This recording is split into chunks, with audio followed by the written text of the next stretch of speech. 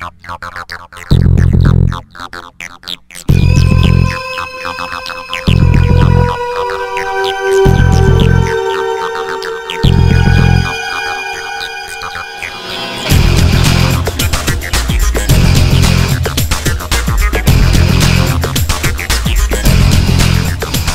there traders, welcome back to the StockBandit.tv. This is episode 7, and I'm sure glad to see you here. So here we are coming off of one of, if not the most volatile periods in the stock market's history. You know, we've seen unprecedented volatility in recent months, and that's really made for some excellent day trading conditions with all the movement that we've seen out there. And a lot of that has cooled off, but there are still a lot of opportunities between the opening bell and the closing bell for day trading, and so we're going to talk about that a little bit in this episode. Now, more specifically, let's discuss how to gauge momentum on the intraday chart. This is a topic that I get asked about quite often. A lot of you might be newer to day trading, and so I want to give you a tip that you can use to help you get better at gauging this intraday momentum and understanding a little bit better about when to get in and out of trades on the intraday time frame. It doesn't mean that you're going to actually get in at the best times or that you're going to bail out at the best times, but what it can help you do is catch more of the meat of the move, and that's really a good thing.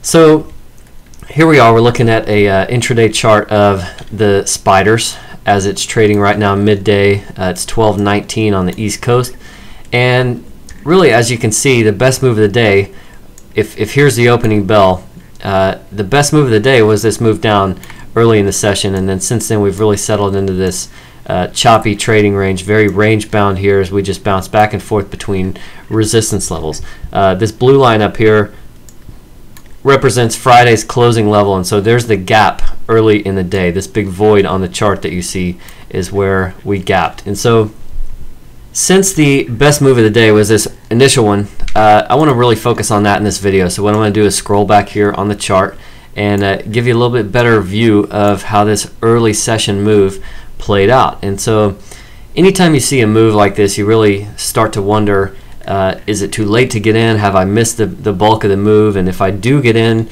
where do I get out? Well, this is a 1-minute chart, and so I've also added a 9-period moving average, which is just a very short-term moving average. This is going to help you recognize the pace of a move. It's not quite as clean as drawing a trend line, but it's going to move with price throughout the day, and so that's something that's sometimes worth watching. And so if you're looking at a stock that you're not always used to trading and you're just not quite sure how it tends to move, or if you're just not that experienced at day trading, then put a short-term moving average on your chart and start to use it. You're going to get a little bit better feel for the stock, and it's going to help you trade it.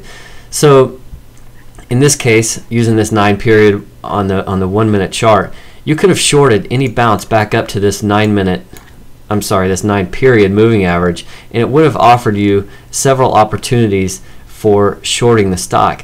And if you just required a close above it, meaning any bar that finishes above this purple line, you would have gotten out right there. And so you would have had a couple of opportunities to short this on the way down, and you would have had a specific level that you know it's time to get out. And even better, if I zoom back out on the chart here, remember this right here would have been your exit. You could have avoided all this choppy range-bound action that we've seen ever since then. So it would have given you multiple entry opportunities, a clear-cut exit, and it would have helped prevent trying to trade in this choppy, messy zone that we're currently in right now. And so, you know, these can definitely be worth watching. I used to watch a simple moving average early in my day trading career, and it really helped me get a good feel for the price action. And then once I felt like I had the hang of it, and it was kind of time for me to start decluttering my chart a little bit, I sort of took the training wheels off, and I took the 9-period moving average off, and I don't rely on it as heavily these days, although every now and then I will still put it on the chart and just kind of see how it's going. But this is something that can really help you newer day traders out there, so definitely start experimenting with some of these moving averages and find the interval or the moving average period that tends to work best for your style of trading, and then start tinkering with it some. Thanks for watching. As always, I'll see you soon with another video. Until then, trade like a bandit.